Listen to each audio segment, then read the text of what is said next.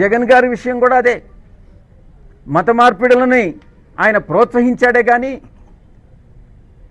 కొన్ని వందల చర్చిలు కట్టేదానికి ఆయన సహకరించాడే కానీ ఆయన ఏ రోజు కూడా హిందూ మతాన్ని ప్రోత్సహించడానికి ఆయన సహకరించలేదు అన్నటువంటి విషయాన్ని నేను అందుకే ఆయన కూడా మళ్ళీ రేపు ఎలాగూ బీజేపీతో జతకట్టలేడు కాబట్టే రేపు కాంగ్రెస్తో అవసరం వస్తుందేమో ఎందుకు ఇటువంటి విషయాలను లేవనెత్తడం అని ప్రతిపక్షం కూడా ఈరోజు నోరు విప్పనటువంటి పరిస్థితి.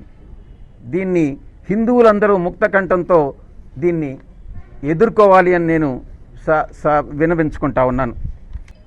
నాకు ఆ అవసరం లేదు. నాకు రాష్ట్ర ప్రయోజనాలే ముఖ్యం. రాష్ట్రంలో ఎవరు బాగా పనిచేస్తుంటే వాళ్ళు బాగా పనిచేస్తున్నారని చెప్తాను. రాష్ట్రంలో ఎవరు పనిచేయట్లేదో వాళ్ళు పనిచేయట్లేదని చెప్తాను.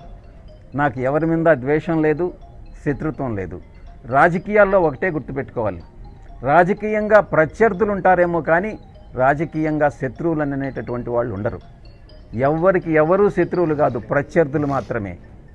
అంటే మీరు గతంలో మరి 10 ఏళ్ళు నేనే చెప్పాను ఆ ప్రశ్న. గతంలో 10 ఏళ్ళు ఏం చేశారని అంటే నేను కాదు కదా సీఎం. గతంలో 10 ఏళ్ళు ఎవరు సీఎంగా ఉన్నారో వాళ్ళని మీరు ప్రశ్నించండి, వాళ్ళ దగ్గర నుంచి జవాబులు సేకరించండి. అంటే నేను ఒక ఎంపీగా ఉన్నాను, ఇప్పుడుండేటటువంటి ఎంపీలకు కూడా అదే రకంగా మిమ్మల్ని మీరు ప్రశ్నిస్తారా? ఎంపీలకు ఎంతవరకు పవర్ ఉంటుంది?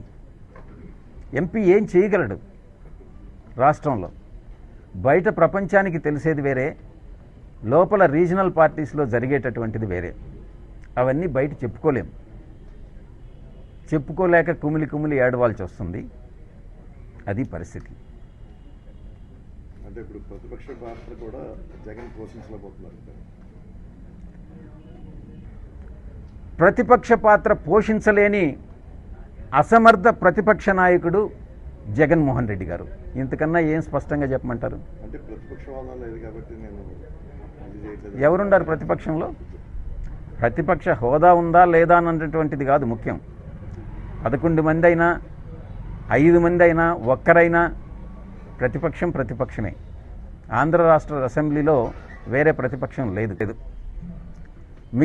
మిగతా మతాల పట్ల కూడా గౌరవంగానే అలాగని హిందూ మతాన్ని కించపరిచే విధంగా హిందువులని బలవంతంగా కన్వర్ట్ చేసేటటువంటి ఏ విధమైనటువంటి చర్యలనైనా లేకుంటే హిందూ సాంప్రదాయాల్ని భంగం కలిగించేటటువంటి ఏ చర్యలనైనా నేను అడ్డుకుంటాను. అది ఎవరైనా కూడా క్రిటిసైజ్ చేస్తాను అని నేను అపోజ్ చేస్తానని నేను విన్నవించుకుంటా ఉన్నా. మరొక విషయం కూడా నేను ప్రస్తావిస్తున్నాను. మీరు అనుకోవచ్చు ఎన్డీఏ భాగస్వామ్య పక్షాలైన ఇది కూటమి ప్రభుత్వంలో బీజేపీ కూడా భాగస్వామే. కేంద్రంలో ఉన్నటువంటి బీజేపీ సంఘ పరివార్ కానీ ఆర్ఎస్ఎస్ కానీ లేకుండా ఉంటే మిగతా బీజేపీ కానీ గట్టి చర్యలు తీసుకుంటా ఉంటే ఇటువంటి ఇన్సిడెంట్స్ పునరావృతం కాకుండా బీజేపీ కేంద్ర నాయకత్వం, సంఘ పరివార్ కేంద్ర నాయకత్వం అహర్నిశాలు పనిచేస్తూ ఉంటే రాష్ట్ర బీజేపీ యూనిట్ నిద్రపోతా ఉంది. ఎందుకు నిద్రపోతా ఉంది? మీ పదవులు కాపాడుకోవడం నిద్రపోతున్నారా? లేకుంటే వేరే ఇంకేదైనా ఎక్స్ట్రేనియస్ కన్సిడరేషన్స్ మీరు చంద్రబాబు నుంచి పొందుతున్నారా? ఎందుకు బీజేపీ రాష్ట్ర నాయకత్వం అంటే స్టేట్ లీడర్షిప్ దీన్ని స్పెక్టేటర్గా చూస్తూ ఉంది? దీనిలో మీ ఇంట్రెస్ట్ ఏంటి అన్నటువంటి విషయాన్ని నేను బీజేపీ స్టేట్ లీడర్షిప్ని క్వశ్చన్ చేస్తూ ఉన్నాను. ఇక రాష్ట్రంలో చివరిగా నేను ఒక్కటే చెప్పదలుచుకున్నా, ఎవరికి ఏ అన్యాయం జరిగినా కూడా ఎక్కడ ఏ అన్యాయం ఇటువంటి అన్యాయాలు ఎక్కడ ఏం జరిగినా కూడా విజయసాయిరెడ్డి అనేటటువంటి వ్యక్తి ముందుంటాడు, ఈ అన్యాయాలని ఖండిస్తాడు, వీటి మీద ఉద్యమిస్తాము అన్నటువంటి విషయాన్ని ఈ సందర్భంగా నేను తెలియజేసుకుంటా ఉన్నా. మీరు ఒక ప్రశ్న అడగొచ్చు, గతంలో 2014 నుంచి 2024 వరకు మీరేం చేశారు అని నన్ను అడగొచ్చు. నేను కాదు ముఖ్యమంత్రి, నేను అధికారంలో లేను. అధికారం అంటూ వస్తే ఇటువంటి సాదిక్ లాంటి వాళ్ళకి యూపీలో ఏ ట్రీట్మెంట్ ఉంటుందో మా ప్రభుత్వంలో కూడా అదే ట్రీట్మెంట్ ఉంటుంది అన్నటువంటి విషయాన్ని నొక్కి నొక్కి ఒక్కాణిస్తూ ఉన్నాను.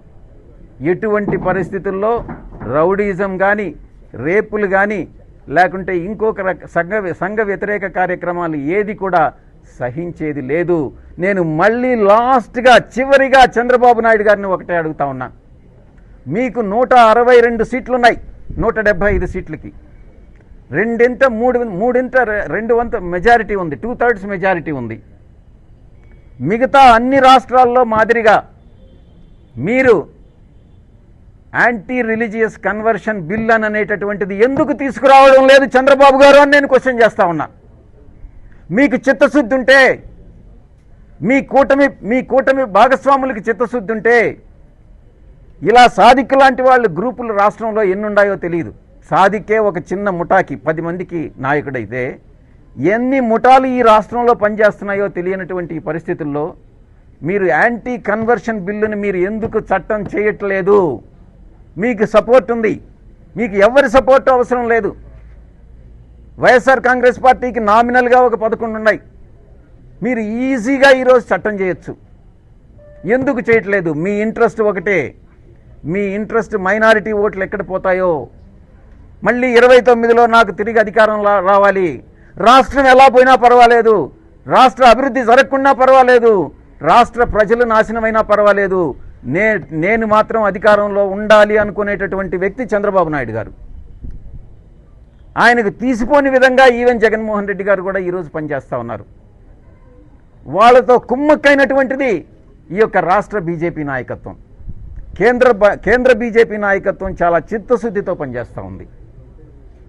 కాబట్టి ఈ విషయంలో నేను అటు డీజీపీ గారితో కానీ, ఇటు ఈ జిల్లాలో ఉండేటటువంటి పోలీసు యంత్రాంగంతో కానీ నేను నా ఎఫర్ట్స్, నేను చేయగలిగినటువంటి ప్రతి ప్రయత్నము చేస్తాను.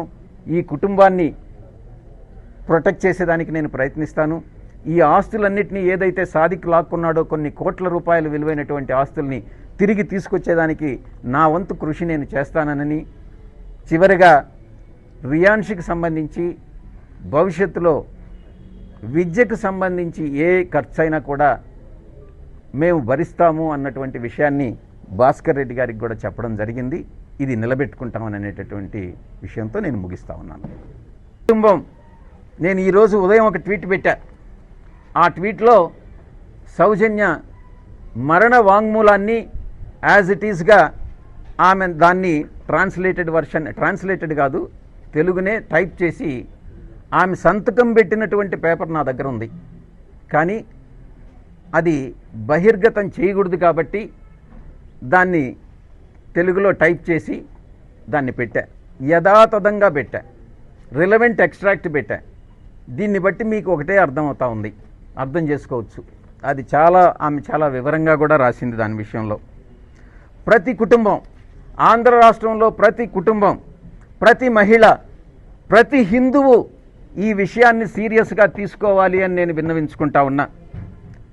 ముఖ్యంగా హిందూ వివాహిత స్త్రీలు కానీ, హిందూ బాలికలు కానీ ఈ యొక్క మతోన్మాదుల చేతిలో లవ్ జిహాద్ దీంట్లో పడిపోకూడదనని నేను అందరికీ కూడా విన్నవించుకుంటా ఉన్నా.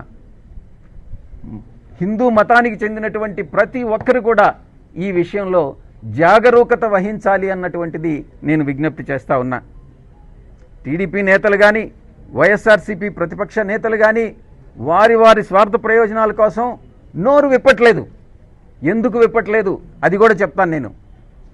చంద్రబాబు నాయుడు గారికి కాలానుగుణంగా 5 సంవత్సరాలకు ఒకసారి అతను అలయన్స్ పార్టీని అతను ఎన్డీఏకైనా పోగలడు, ఇండీ పార్టీస్కైనా పోగలడు, యూపీఏకైనా పోగలడు, ఎక్కడికైనా పోగలడు.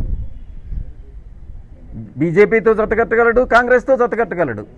ఎందుకైనా మంచిది ఈరోజు యాక్షన్ తీసుకుంటే ఇటువంటి ఇన్సిడెంట్స్ మీద మనం కాంగ్రెస్కు దూరం అవుతామేమో, ఎందుకు దూరం కావాలి, మరి ఎప్పుడైనా మళ్ళీ 29లో కాంగ్రెస్ అవసరం రావచ్చు అన్నటువంటి విషయాన్ని దృష్టిలో పెట్టుకొని బాబు గారు ఎటువంటి యాక్షన్కి ముందుకు రావట్లేదు.